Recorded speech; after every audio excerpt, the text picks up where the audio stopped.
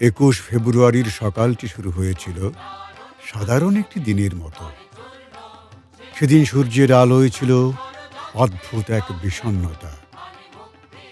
আমতলার পথ ধরে এগোচ্ছিল ছাত্ররা, চোখে স্বপ্ন, কণ্ঠে স্লোগান, বুকের ভেতর অনুচ্চারিত শপথ। জারি ছিল ১৪৪ ধারা, কিন্তু তার চেয়েও সবল ছিল তাদের সংকল্প। কাগজে লেখা ছিল আইন, আর তাদের স্বপ্ন লেখা ছিল হৃদয়ে। রাষ্ট্রভাষা বাংলা চাই, এই উচ্চারণ ছিল দ্রোহের কবিতার মতো। হঠাৎ বাতাস চিরে বেরিয়ে এলো গুলি, মুহূর্তে রাজপথে ঝরে পড়ল রক্ত, মাটিতে লুটিয়ে পড়ল তরুণ শরীর।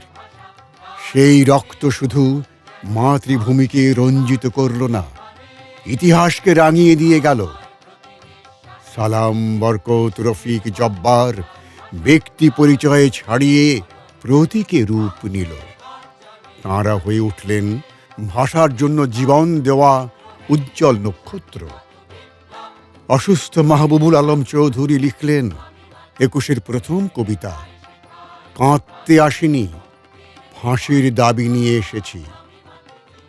এখানে যারা প্রাণ দিয়েছে, রমনার ঊর্ধ্বমুখী কৃষ্ণচূড়ার তলায়, যেখানে আগুনের ফুলকির মতো এখানে ওখানে জ্বলছে অসংখ্য রক্তের ছাপ, সেখানে আমি কাঁদতে আসিনি।